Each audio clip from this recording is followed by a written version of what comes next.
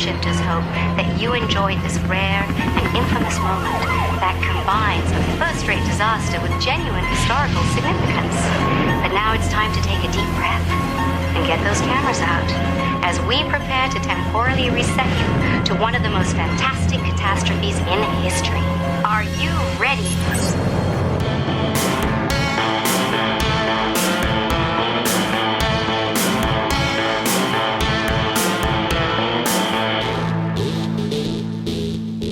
Everyone, and welcome back to the Timeshifters podcast. This is Christopher here with Tom in studio. That's awesome. Yes. Tom, how have you been? Good. Yeah. I've watched a lot of terrible movies recently. Yeah, check out some of our time hops that are surrounding this episode. Indeed. Yeah, that's about it. I've been watching a lot of screeners and stuff. I haven't watched. I'm trying to think what else I've done and watched. I can't think of anything worth really mentioning. I mean, what's been going on with you? Okay, other than screeners as well, other than I'm one shy of you. I'll let you carry on the task of handling that one. But no, the one thing that I just burned your ear off earlier with was Netflix released a 3-Body Problem in this past week, which it was a series obviously made from a book that I had never heard of or read, and I didn't know much about it going into it, and I saw that the internet was exploding with information and chose not to listen or read any of it because I just wanted to go in cold. Anytime somebody puts forth a solid sci-fi effort, I want to at least give it a shot. I watched the first episode this recent Saturday and then tore through the rest of the 8 episodes in the same day. That says something right there. Yeah, so this one caught me, and it hit all the right spots for me. It was dramatic. It was well thought out. It tried its best to use at least what we know of the science world to tell some of the story. It had lots of good stuff with lots of potential for the future, and I don't want to ruin anything for anyone, but I mean, I can't recommend it enough. I mean, the one thing that I will warn anyone of is it is a cerebral piece. This is sci-fi at its sci-fi-est. The idea is it's trying to... I'm not giving anything away. It does have an alien component to it. That's part of the story, but how they introduce them, where it's going to go, the fact that we don't actually even ever see them, which is a good component of this, just makes it so fascinating. It's really all about, one, the impending possibility of having this interaction with an alien race, but it's how we got to even talking to them. It's what is being done to people as they approach. It's just really riveting kind of stuff, but you have to hang a little bit with the intellect of it all. Yeah, awesome. I actually read the book, the first book in this. It's a book of a trilogy. Yes. I read the first book, and I was really into the book at first. Mm-hmm. I found it to be, you said it's hard sci-fi. Mm-hmm. I think it got a little too hard and a little too heady, and so I find myself kind of struggling to get through the last half of the book or whatever. But yeah. So I'm actually really curious to see it sort of in a visual form. No, I'm just going to throw this out there, and I should have looked up the actress's name, but I was enamored. One of the main characters is played by the actress that played Keiko on Star Trek: The Next Generation. Oh, right. So It was fascinating to see her back, and in the role that she was given, obviously she was much more of a side note in that series, and for her to take kind of a strong lead in what was going on in this series was a lot of fun, and it was fun to see the power that she kind of brought to her role. So it was very cool. And then the fact that it has a lot of... This story is being told by the same people that did Game of Thrones. Please don't do the same series ending that you did for Game of Thrones. Go in a better direction. But otherwise, I was so enthralled with the whole thing, and it was each episode I had to see what happened next, and now I'm just mad because I ran through all 8 episodes and I want to know what happens next. Nice. That's an excellent. That alone is a good review. Yeah. Yeah, like I said, I mean, having read the book and found myself struggling a little bit to get into it, sure, I'm curious to watch the actual series. No, I know that was a big deal. As soon as the book came out, there was people clamoring for a film or something like that. And so, yeah, Netflix is the one that came up and said, yeah, we'll make a series on that. No, and it's fascinating how it even kind of unfolds. Like from the beginning, you have to kind of work your way through the mystery. It involves something that much akin to a video game kind of scenario to vet people on whether or not they can go to a level where they're allowed to know what's going on. And then when you do know what's going on, it goes really wrong for a lot of people. I was just reading real quick on Wiki. It does say that the 3-body problem is loosely based on the Hugo Award-winning Chinese novel. So I'm now... We'll see. Well, see that now, since you have given the description of that first book being really a hard read, hard to keep your attention. Maybe they dumbed it down a little?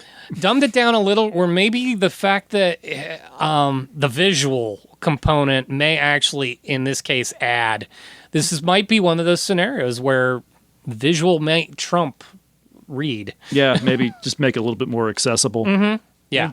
Yeah, still very interested. I'm curious. I'm glad you reminded me that it was even coming out. I knew it was happening. I didn't know exactly when. Apparently, it just happened like literally last week, a week before recording or so. Yeah, so just within the last month. So awesome. Yeah, I'll definitely look for that. Mm-hmm. Yeah, I haven't been doing a whole hell of a lot. My wife and I, just because, started kind of binging the old. I don't even know if it was BBC or not. It was the British comedy Are You Being Served? Oh, okay. Wow. We just started binging that for some reason, and it's still pretty damn funny. Well, yeah, other than that, I also made my way finally through the last of Grand Tour to catch the Sand Job. Right. Yeah. I was a little disappointed with that one. I thought it felt way too scripted. Well, and that's kind of been the complaint with this latter portion of Grand Tour anyways. It seems a bit forced, and it actually starts... well, not forced. They're very natural at doing it. I had a great time watching it, but it was easily... Okay, you didn't happen across these things. You were never in really any real danger... That wasn't a minefield. Yeah, there was no minefield in there. They weren't going to be. The fascinating part was literally having an actual uprising in the city that they were supposed to fly out of, just as they were supposed to arrive at it. So that actually was compelling, but it made me think at the end of the episode, because literally they say, in order for us to literally leave Africa, we have to drive all the way back to where we started. And even if they hadn't done more episode to get to that, it would have been nice to even see during the final credit sequence them making their way back. Right. I think that would have at least uplifted the episode a little bit more. I think the best part, the thing I found probably the most humorous was when they find that really big long tunnel, and they're like, and Jeremy and Hammond. I was trying to think the short one, the hamster. I had to go hamster before I could get to Hammond. We're joking. He's like, you know what we could do here? We could drive really fast, see how fast we can drive through the tunnel. And May's like, yeah, I'm not doing that. No, that was a nice little callback to literally the last episode where May damn near killed himself. Yeah. But no. And here's the thing. I gave it a little more room than maybe you did, because these guys are getting too old to do this thing. No, I get that. And that's fine. It's just when they come to outside the tunnel and it's all this, doing an inner minefield everywhere. It's like, and that was too far. I mean, that doesn't capture. That's not a real thing. And then the truck blows through. And, yeah. None of that's real. It's not funny. No. And then the gags that they pull on each other are now starting to see way too overstaged and overdramatic. I mean, filling May's car with sand. Yeah. And then making him dig it out. I'm like, okay, well, you clearly planned that, and clearly he knew that was going to happen to him, because there was not an emotional reaction like, you have just ruined my next 2 days. Right. So, yeah, it has a bit of that. So that part's a little disappointing. They'll never recapture, like, Death Road in Belize and all that. Yeah. That was truly like, I actually kind of believe that they could have gone over the side at any moment. Yeah, no, I'm pretty sure Jeremy had to change his shorts. Yeah, I'm pretty sure too. Yeah. So recapturing that, you also have to remember at this stage, and it's really kind of no joke, it's like 15, 20 years ago that episode took place. Right. And it's hard to even think of that, especially in the world of streaming now, where you can just consume it all straight through, and you're not seeing that, but you're watching the angst fall apart a little bit because it's overscripted. Yeah, these are not the guys that are going to be driving to the North Pole. No, or driving up the side of a volcano to get the newest Earth possible. No, and while it was fun, and they aren't even doing their own modifications anymore. I truly believed at one point they were part of that. Now I think they just kind of go, let's spitball with the team that's actually going to do that. Sure. But so that part gets a little tiresome too. But the funny thing is, they started off the episode showing you real cars that were designed to do what they were going to do. And I thought I kind of wanted to see them do it. I thought that's what they were going to do. That Lamborghini, I wanted to see that Lamborghini. Yeah, I wanted to see those 3 cars that they introduced. I thought, oh, well, these are the cars that we're going to see through the whole show. No. And you would go, okay, well, they didn't do that because of the price of the cars. But when you consider what it cost them to do the rest of it, the price of the car was probably a drop in the bucket. Especially a $2 million Lamborghini. Yeah, well. Yeah, well. I'm under the impression we might get 1 or 2 more before the Grand Tour is completely done. I have a hard time. I think there's a couple. I think they're under contract to do at least one more. If I read may some have already been done. I don't know. Yeah, it's a matter of when it gets released, but I have a hard time thinking they're not going to go out with a little bit more fanfare, because this didn't have, like they even said at the end of the episode, we'll be back. Mm-hmm. So I have a hard time seeing them just cut it off right there. I think Amazon will at least do one more good one, but we'll have to see. I just know Amazon went from really promoting the show to now, if you don't go hunting for it, you don't know it's there. kind of, yeah. And we have Jeremy to thank for that. Yeah. And apparently, and I don't know if it's going to show up in the U.S. anywhere, but he's continuing to do Clarkson's Farm. Right. There's been 2 seasons released here in the States. I saw a thing on Facebook where he was promoting season 4. Right, and we haven't seen season 3. I don't know anything about season 3, so... Right. Well, Amazon's Amazon. It'll show up sometime.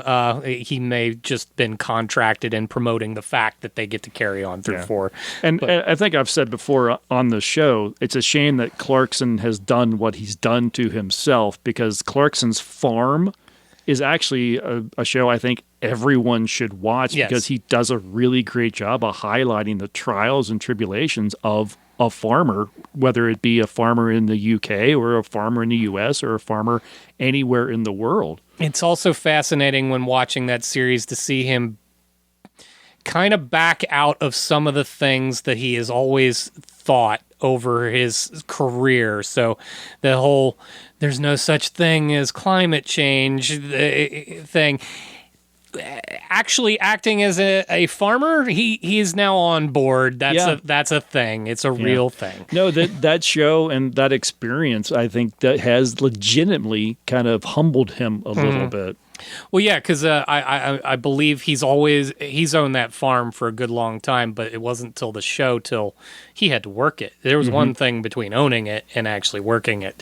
He is getting an impression, and what's great about that is, since he is the doddering old idiot that he has a tendency to be, watching him try to do that, even when we know a bit of it's staged, he's not doing literally everything that they're suggesting he's doing. But even if he's just doing some of it and gaining an appreciation of it, and you, the audience, who is not a farmer, you get to live that through him and actually start to understand the costs of actually running a farm, the sheer volume of work, the chaotic nature of trying to deal with Mother Nature while you also try to feed the world. There's a lot more on your shoulders to be a farmer than I think we all have an appreciation for. And he even complicates it by not only being a farmer, but also trying to be a businessman with his diddly squat market, this farmer's market, and fighting with the local town. And which, again, probably wouldn't be quite the pain if he weren't a royal pain in the ass. Yes, if in the past he hadn't actually terrorized them at several times and completely demolished his house with a giant explosion and other such things. Yeah, so one would hope that at some point this is all a large dose of humility for him, but the part where it will always take the edge off is the sheer volume of money he's making to do this on our behalf. So you got to take it a little grain of salt. Yeah. And with a lot of shows, the reason to watch isn't necessarily the star. Right. The cast of characters that they got that and he surrounds himself with. Actually watching, even in social media, watching Caleb become more of a thing. Yeah. It's just too much fun because, I mean, this was a guy that was just destined to be a farmhand all of his life, and his life is changing dramatically now he's going to London for premieres and tuxedos, and people are naming sandwiches after him. It's just it's a lot of fun. It's worth a watch, and it will teach you a little bit more about the world of farming in an entertaining way. Absolutely. Right down to even the one that I was always enamored with, because I've only made it through the first season. I haven't watched second yet, but the animal husbandry part, he's made the mistake of actually becoming affectionate toward his flock, and then knowing what has to happen to him the first time he actually has to go with it. Dramatization or not, I think he actually felt all of that when, like, oh, wait, I raised all these, and now I'm going to have them killed. Yes. So, it teaches you the full aspect of all of it. So it's a lot of fun. It is. Yep. And then there's a Lamborghini tractor. Yes, of course. Because that's where they got their start. I know. That's where the bull comes from on their badge. The farm equipment is where Lamborghini, that's their humble beginnings. Literally had that conversation with my son on the drive out here. I had him literally Googling which came first, the tractor or the supercar. So he was having a lot of fun with that. So, great show. Give it a shot. Yeah. I think, let's go ahead and we'll listen to a promo for another show. And when we get back, we're going to talk about 2014's Robocop.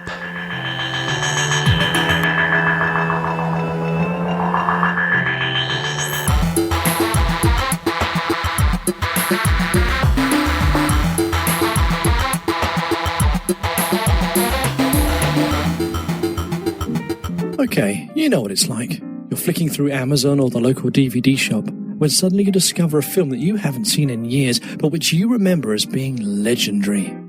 The purchase is hastily made, you invite friends over, make popcorn and settle down to watch this classic. But then it becomes apparent that your mind has double-crossed you, and that this film is frankly awful. Soon your friends have deserted you, your boss says he has to let you go, and even your dog won't come when you call. How did it go so wrong? Well, in the interests of public harmony, a new podcast, I Saw That Years Ago, sets out to watch the old films that your memory has convinced you are brilliant, but which in reality could be anything but.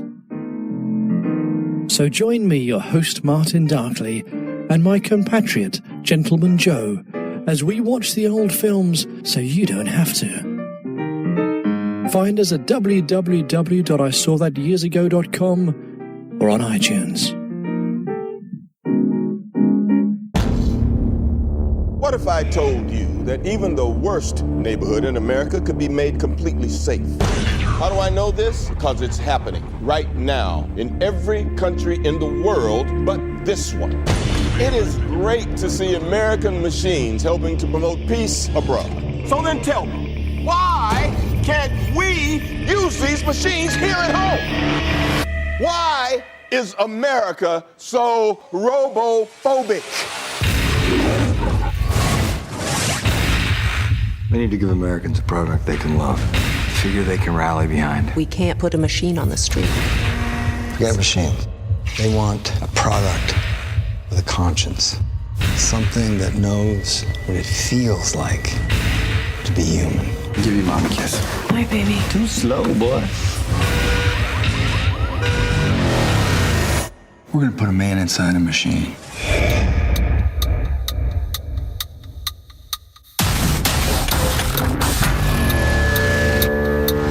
Time to wake him up.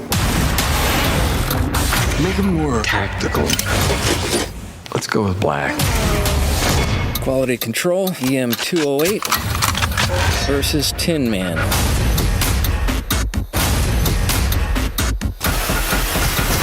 Wow. We are going to make a lot of money. He's coming. Gonna play good cop, bad cop? Bad cop, Robocop.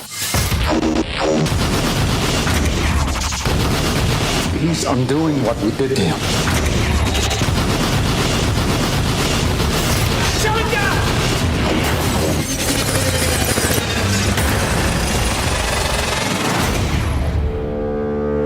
Thank you for your cooperation.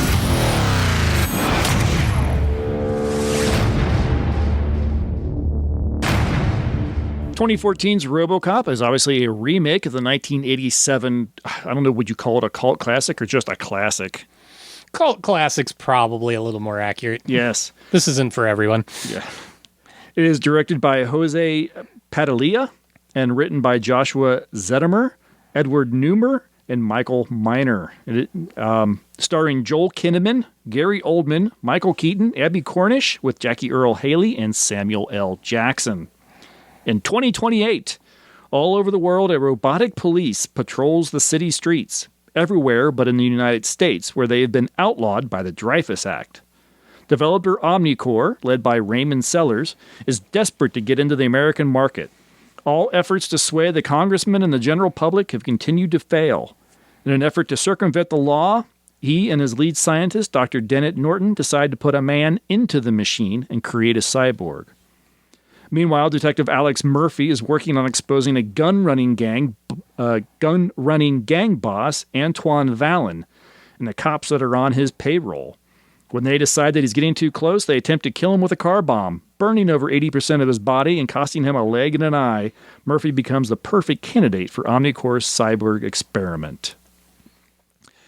Now, this was a first-time watch for me. Really? I've watched the original RoboCop. Of course. A couple times, but it's been a long time. And this actually really got me eager to go back and watch the original. Oh, yeah, because I actually watched this one with my son. This was his first watch, but I saw this one in the theater. And I kept getting tickled whenever they would at least pay homage to the original, because they actually even worked in the phrase, "I'll buy that for $1" at one point. They changed it a little bit. James Earl Haley is the one. He's the kind of guy that is really against the whole RoboCop idea. Yep. And he's pointing out all the flaws, and he's like, "I wouldn't buy that for $1." Yeah, but I was very tickled when that particular phrase came up. They did a lot of homages to it. The original appearance of RoboCop is very reminiscent of the 87. Not just reminiscent, but when they were, I don't know if you caught it while they were cycling final finishes for him. There's an armored RoboCop, and then it's the dead. It's a dead ringer for the original RoboCop. And I think there was even a static suit in Sellers' office that in the back looked like it was probably the original RoboCop.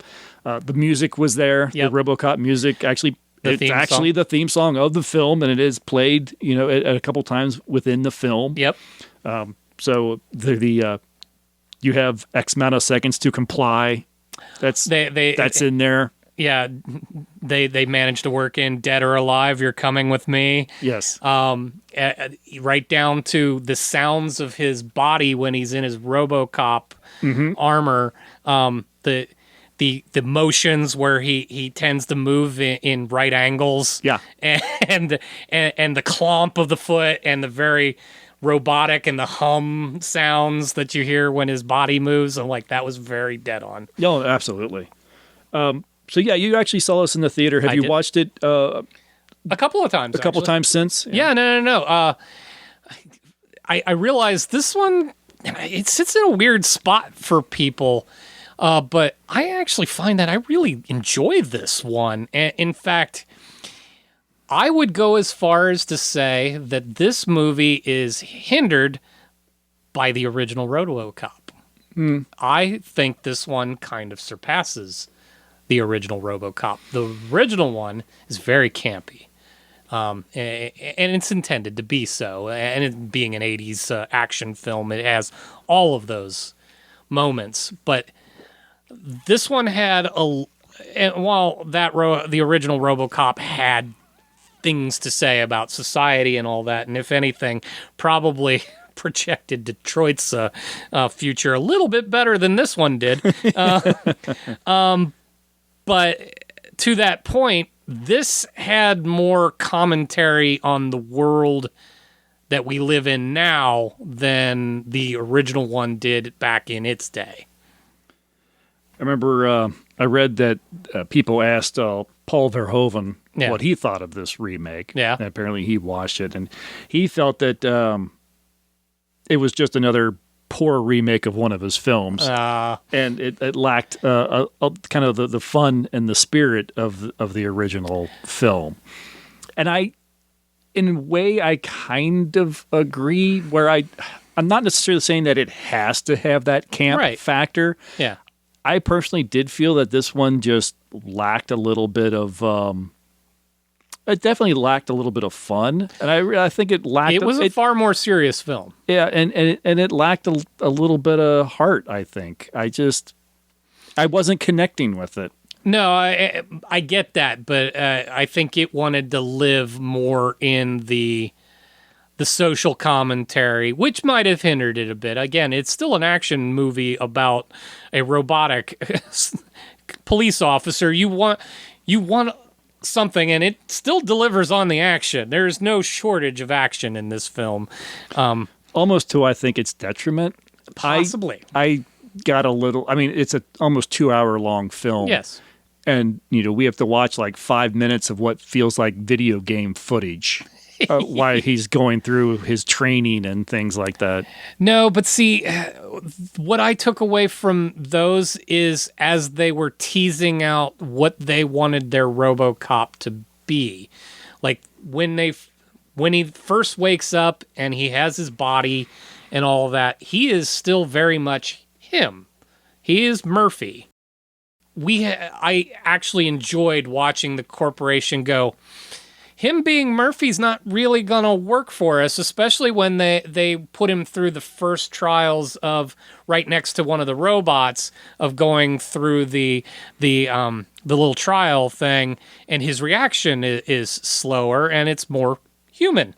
And they're trying to strike that balance between giving the human aspect so the populace will latch onto this, but give him the efficiency of the robot, and there's that struggle between the two. I actually kind of dug that more cerebral sense to it all, so I gave it a little more leeway on that part. I like that. I think they could have done it differently. Possibly. One of the things that I think that the original film, I think, got right is right from the start, they build RoboCop, and he is kind of an emotionless, he doesn't know, he's just RoboCop. Yeah. And it's things that happen to him that spark his memories and allows him to override what they've done to him and everything. And that's a real big, a big cathartic moment for the character. Sure. And in this film, he starts out, he's human and he's torn because, his body's gone and everything. Mm-hmm. I get it. And then they do this thing to him.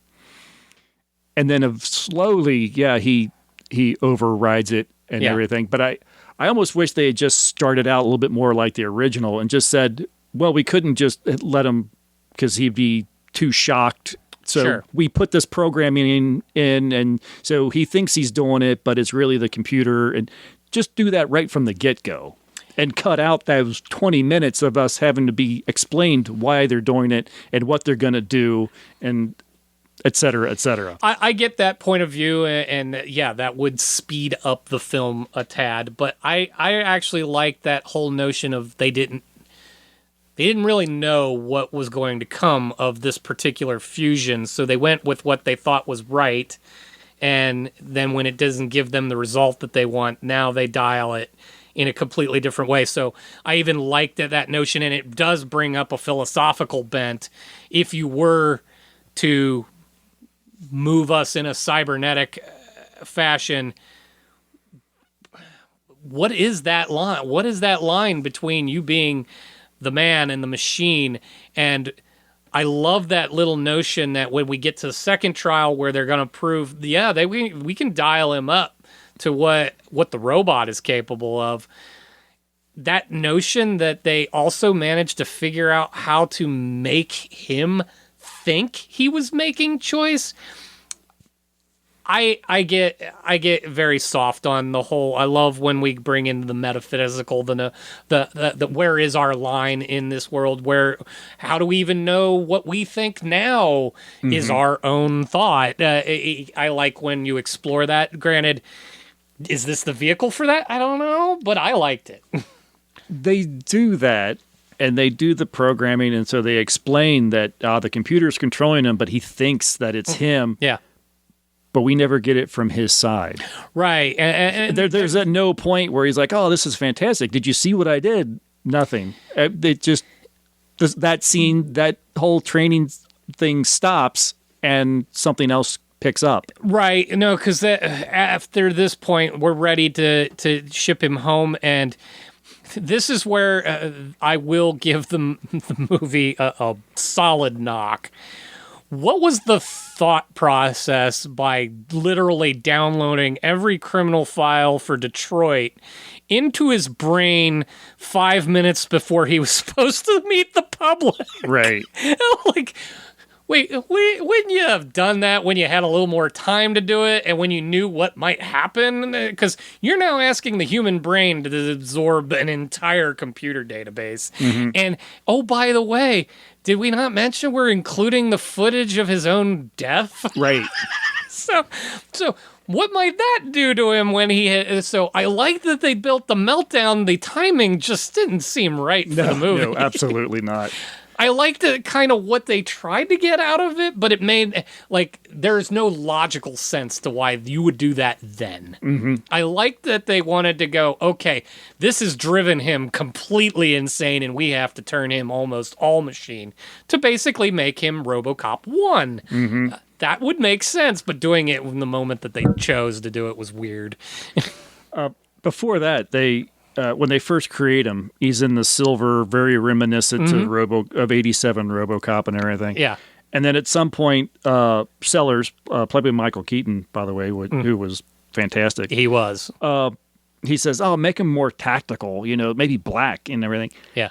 I actually think that was a bad choice. It was a terrible choice. I think I understand why they did it from a filmmaker kind of point of view, because now they don't have to CG as much. Right, yeah. You just can fake it a little. It's just a guy in a suit. And that's the problem. It just looks like a guy in a fancy tactical suit. Right.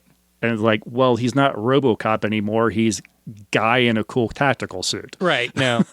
No, that and not to mention, since you're trying to warm over the public, making him look like a black killing death machine like the other robots, might not be the branding you're going for. Which is why in the end, when all is well again and all that, and he's been given a new body. He is back to that steel blue look with black inset, which does actually look way better anyway. Yeah, no, it actually looks very cool. One thing I did like in the first film, all they gave him was like some crappy Ford to drive around. Yeah, he was driving everybody else's police car. Yeah.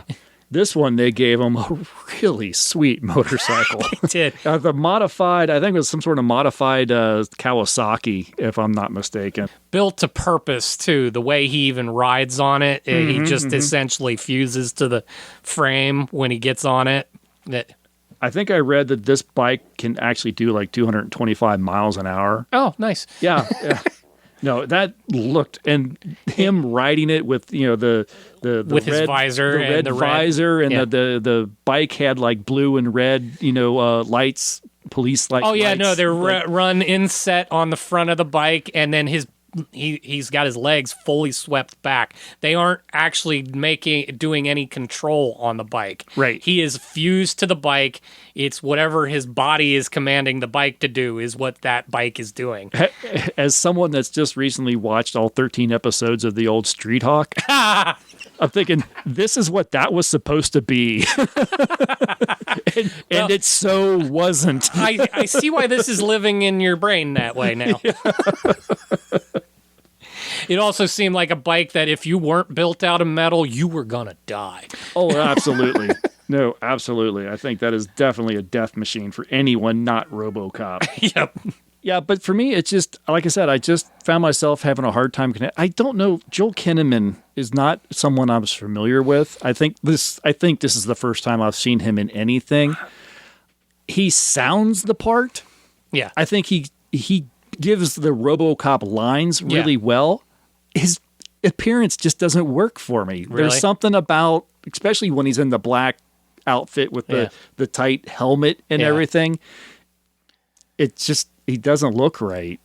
Really? Yeah. Well, one, I figured they wanted him almost entirely for his actual build, so when they actually put a costume on him, it still looks like it belongs as part of his body. So I credit to that. I think I've seen him in a few other things, and since I'm in the studio and don't have access to much, I'd look up, but I recognize him from some other pieces. I like him fine in the role, and the fact that this RoboCop had to keep toggling between being very human and then being very robot, I actually found him rather successful. The only problem I would grant you is he was already a little wooden with his family. It was a little weird.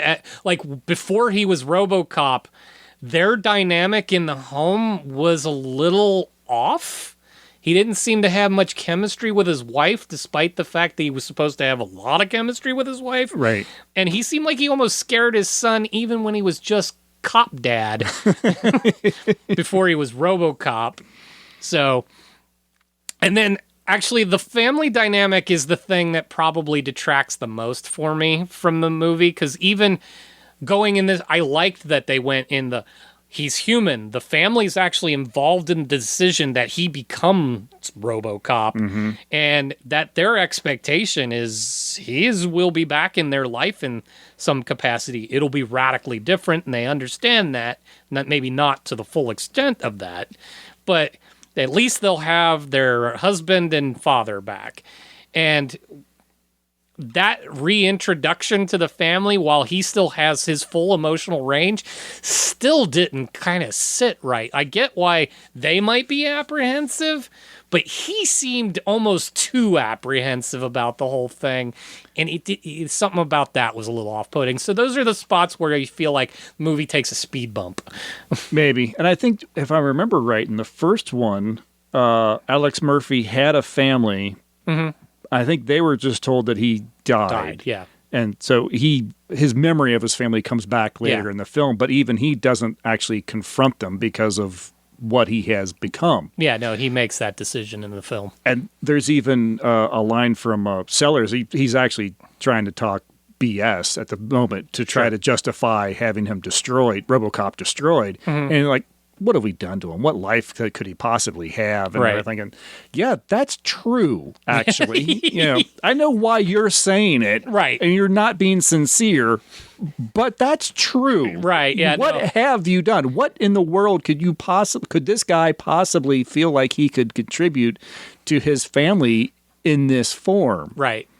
No, which is why Michael Keaton was amazing in that, and the writing was very good for that. They gave him enough reel to hang his bullshit on. Yes. And you're like, this feels familiar. This feels like something we get out of corporate world every day. Yeah. I tell you what really kind of raises the bar in this film for me is the addition of Gary Oldman. Mm-hmm. Again, one of those actors where if you put him in your movie, you get a little extra something you get for a little bump there. And I think he was brilliant as the scientist who is seeing, oh, this is how I'm going to make this is it. I'm going to be proven right, and all my theories and all my experiments. This is awesome. And then finding this was a mistake. Yeah. I understand that now. And he does it so well because he becomes very sympathetic to Alex Murphy. Yeah.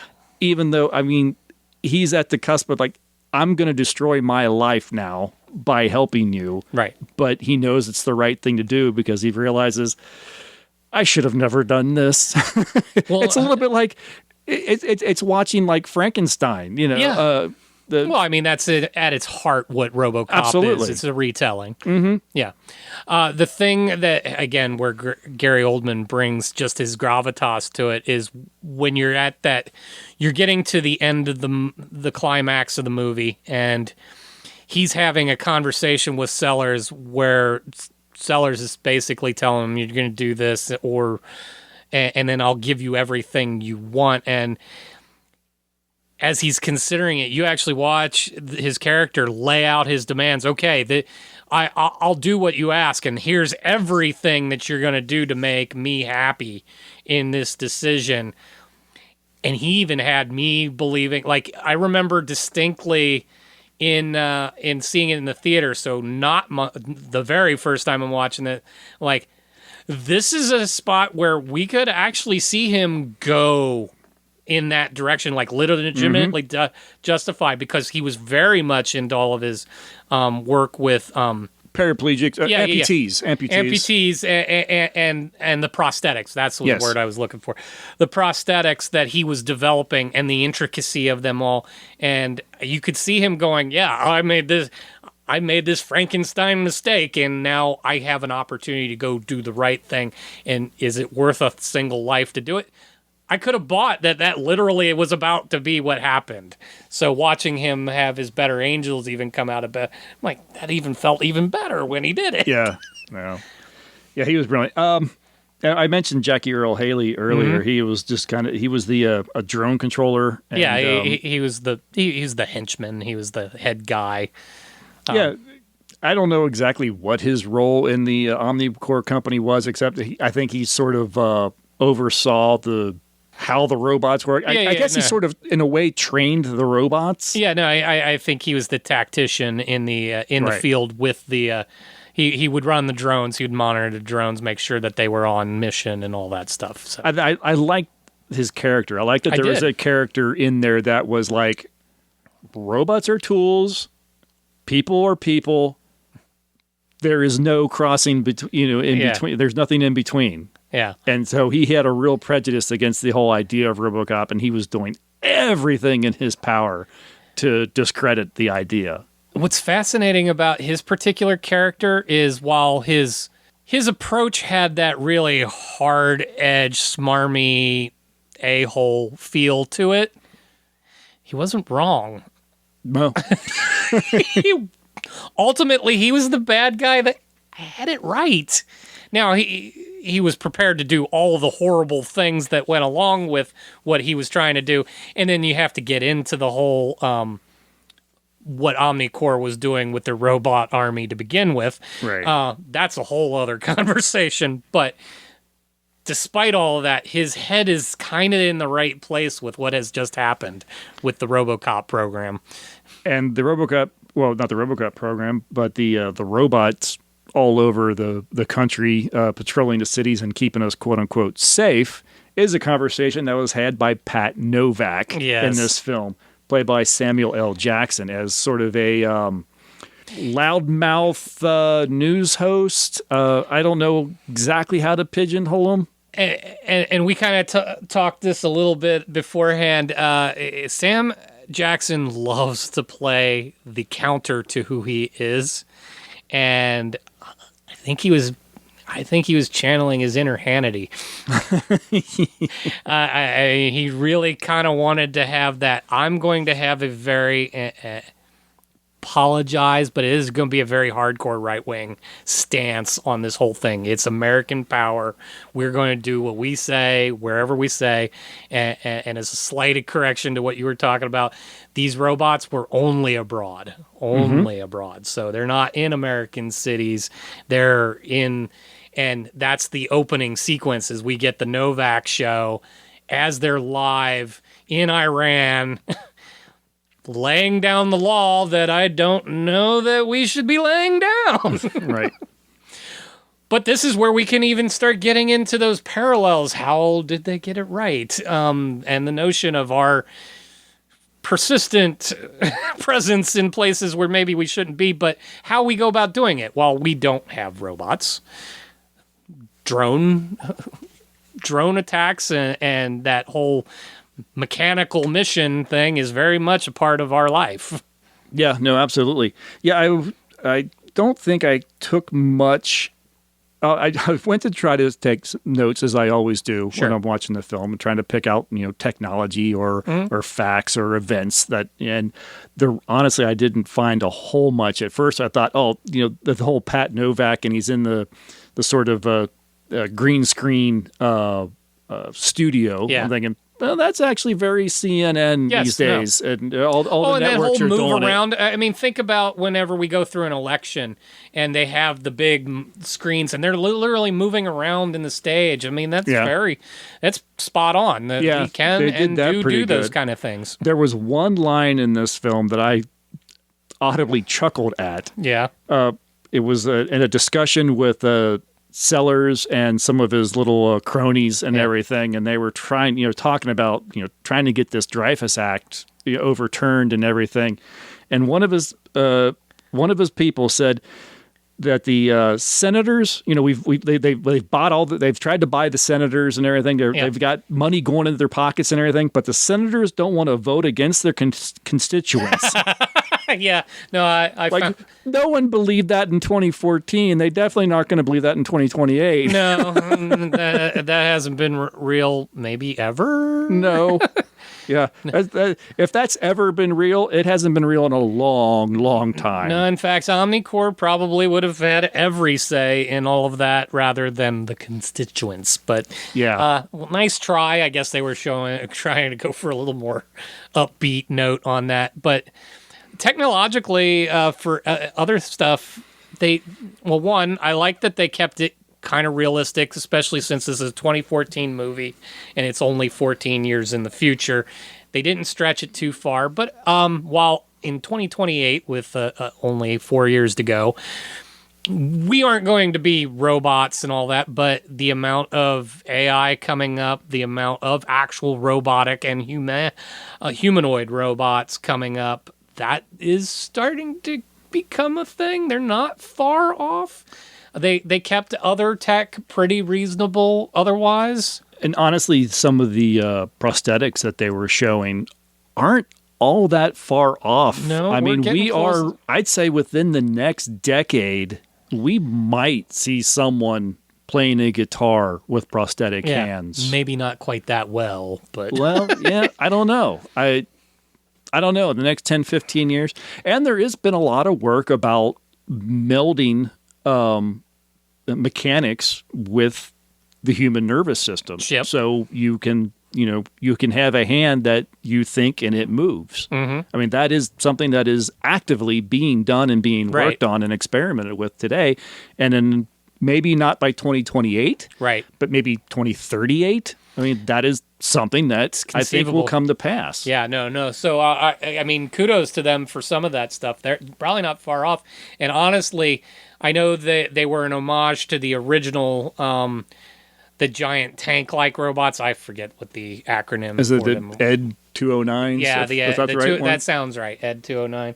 That sounds right. But I mean, we don't make those, but we could make those. Those don't seem that complicated in today's world. So the fact that we don't have them is just an act of the fact that they're terrifying. But I wouldn't put it past that there's not something on a military drawing somewhere that says we might build that someday. Yeah. I did like, and just kind of going back a little bit, and we somewhat tied in because we talked about the senators and everything. And there was the one scene when Sellers was being questioned by Congress and by Senator Dreyfus, who the act was named for and everything. And that's actually a really nice scene and a really good kind of back and forth between the two, because Dreyfus is asking, what would a robot feel? And Sellers tries to spin it, and it's like, you're not answering, you're evading the question. Right. If it shot a child, what would it feel? And Sellers has to admit it wouldn't feel anything. Right. And Dreyfus is like, and that's my point. And that's the end of the scene. I'm like, oh, that's good. I mean, I Dreyfus for president. Kind of, and actually, you watch enough C-SPAN, you can catch occasionally a version of that. It's just not with people that are likely to become president anytime soon. No, yeah, but I did like that that scene didn't really need to be there, other than it just sort of hammered home why the Dreyfus Act was a thing and why someone like Omnicorps wanted them to repeal it. Why it was this brick wall for them. But I just really thought that was a nice scene. No, that was an amazing. But of course, it also sets up the premise for why they have to do this, and that's where we lead into the conversation. Well, what if we put a man in it? Yeah. And it just occurred to me, I don't know why I didn't think of this when I was talking about when they had him in the suit and the Robocop suit and everything. One of the things I really liked about the original Robocop, the design, the makeup design, his face looked like it was plastered over robotic parts. Right. In this, it looks like a helmet wrapped around his face. And that takes me out of the idea that, that's not a robot, that's a guy in a suit. Right. Having the face look like it's pinned on, I think worked better.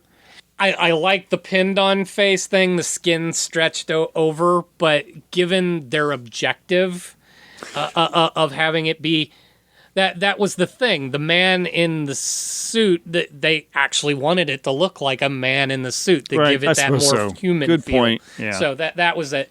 But I'm going to just take this moment because one of the effects that still is you can't not be taken aback by the scene is when Gary Oldman's character strips all of the hardware away from Murphy, and he sees all that is actually left of him. Yeah, lungs and a heart. And how his brain didn't explode on the spot from just the sheer terror of seeing this is all that I am. And it was accurate that he was just saying, "Kill me now, kill me now." But this is where maybe a different actor might have been better. I needed to feel more that kill me now. He wasn't conveying the panic that I think anybody in that situation, especially seeing their bare lungs laid open in glass, their brain exposed. Right. And the only hand that they can feel with is literally not attached to their body. I'm like, that should have had even more impact for that actor, and I think they did. As cool as the scene was, that emotional range needed to be ramped up a lot higher than it was. Yeah, no, I agree. A lot of fun to watch. Yeah, Kudos absolutely. to the effects team. That was amazing. Yeah, that did actually look really good. They did a nice job with that. I did throw this out to social media. Unfortunately, I only got a couple real short comments. I did not get much from it. Justin over on Facebook says it's one of the few remakes that I can stomach. It's glorious. So he's a big fan. Nice. And let's see, over on Blue Sky, Clovar says it was way better than Robocop 3. Not a high bar to overcome. No, not at all. But I appreciate the comment, and I agree with your sentiment. I will agree with that, even though this is not going to go up in the list of like favorite films that we've watched or anything. Yeah. It is better than RoboCop 3. I will grant you that. Yeah. Oh, and as for films for me, I thoroughly enjoy this, but it's not a favorite. I don't seek it out, but if it's on, or if hey, I haven't seen that in a while, I will definitely rewatch. All right, sweet. So from the professionals, what the critics have to think. They were really all over the map on this. So I got lots of good stuff from this. So starting more at the top per usual, from San Francisco Chronicle, Mike LaSalle. He writes, RoboCop is no canned remake of the 1987 action film. It's a reimagining that responds to everything that has changed in American life over the past 27 years, addressing new threats and exploiting new anxieties. It's not a somber movie, but it's dead serious in its intent, using fantasy to present audiences with a cautionary glimpse of where modern life may be heading.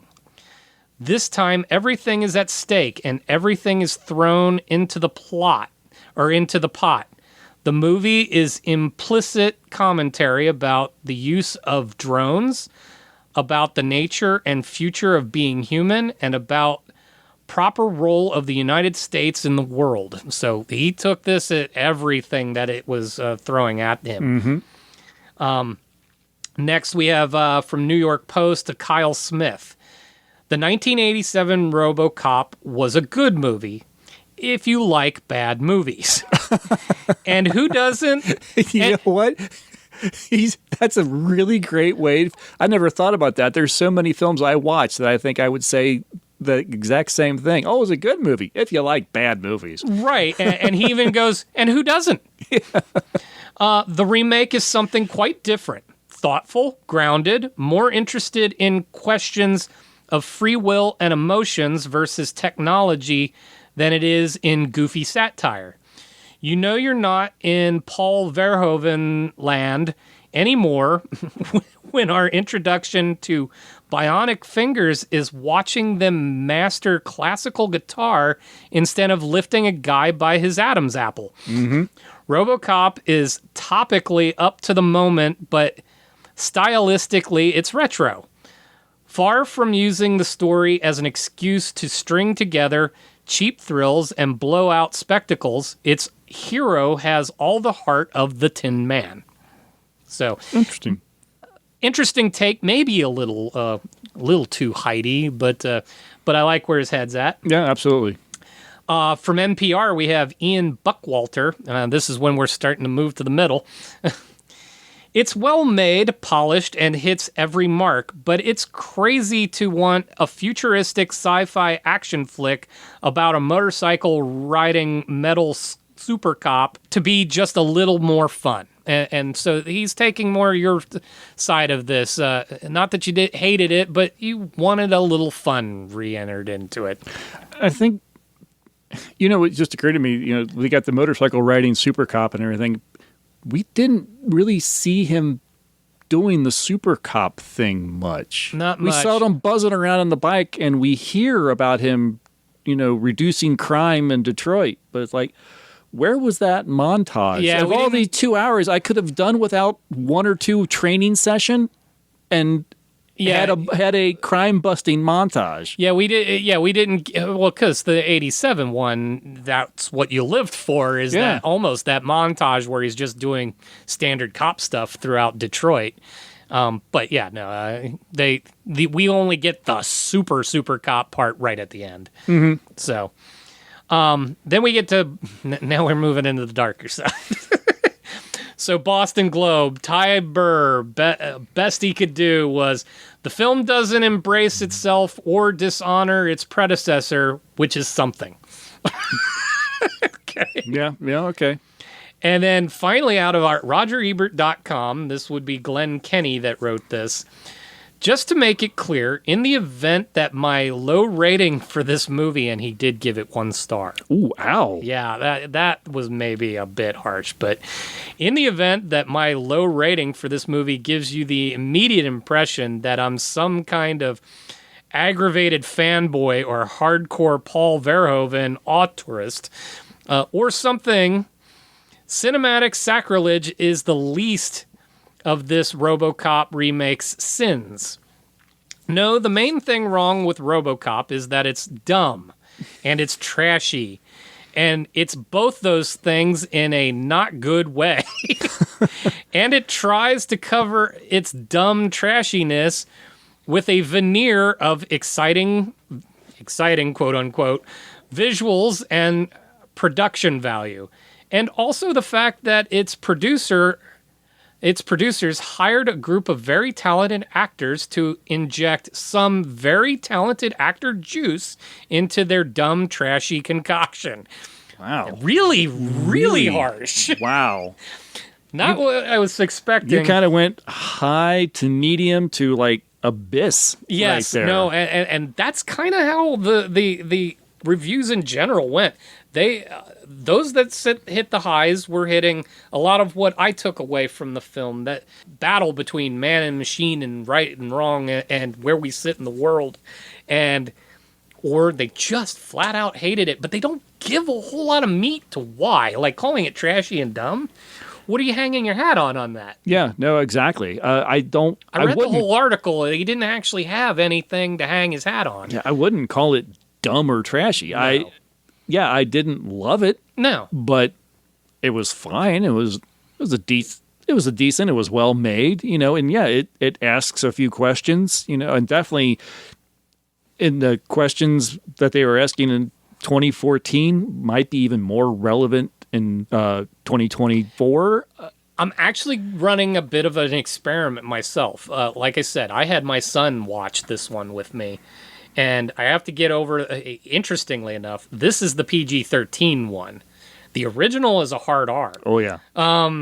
So I'm trying to get over whether or not I'm ready for him to see the R. I might have to do a quick rewatch to find out what. I know the violence was dialed up. And I believe there was a touch of nudity, at least in the TV program or something like that. I'd buy that for $1 guy. But I may do a quick rewatch, and then I want him to see the original, and I just kind of want to get his impression on whether or not, like he's seen this one, and he actually kind of liked this. He actually liked it rather quite a bit. And he's a 14-year-old boy. What's not to like? It's a guy that's been turned into a robot, but he seemed to enjoy it. I'd like to see his impression on the older, campier thing and see what that does for him. Now, at 14, that's a different story. I would predict, just having seen what my own son has liked and not liked of the things I've shown him, I would predict that the 87 is going to fall pretty flat for him. Possibly, and it's you're not from that time, but I almost wish there were a way, much like you, but you already saw the 87 RoboCop, so seeing this new for the first time, I still sit in this space in my head where if the 87 RoboCop had never existed, I wonder if that would elevate this one a little bit more. Right. Would this make this the best RoboCop So I'd like film? to take somebody around our age who may have never actually managed to see the original RoboCop and then show them in that order and see what their impressions are, because I think it does elevate the topic of RoboCop, but it is a way different film than the original. Oh, absolutely. I mean, the first one was definitely very 80s. It's very 80s, but I mean, it was made in the 80s. It's got to be 80s. And maybe this one is very 20 teens. Yes. I mean, that's something that we'll probably become more aware of as we progress into the 21st century. When we're watching films in 2030, will we look back in films that were made 20, 30, 40 years ago? Well, yes, that was really 2000s. Yeah. And it's hard not to see it in that light, but the social experiment of stuff like this just it really kind of fascinates me. Yeah, very much. All right, well, I think that is going to do it for RoboCop 2014. We didn't actually discuss what we were going to do next time. No, so I guess that's going to have to be a surprise. That will be a surprise. For us as well. We'll discuss that off mic. If you've seen RoboCop 2014 and you'd like to drop your thoughts, please send an email to timeshifterspodcast@gmail.com. Follow the link in the show notes to all our social media sites. Come join our Discord server. You'll find the link there in the show notes as well. But that is going to do it for this one. Thanks very much for listening, Tom. Thanks as always. Well, happy to be here in studio for this one. Yeah, thank you. Yeah, I'm glad to. It's a pleasure to have you. It's so rare that I have someone else in studio, so it's a lot of fun. It adds a dynamic when you can actually see each other than through a webcam. Yep, absolutely. All right, that's going to do it. Thanks, everybody. Bye. See ya.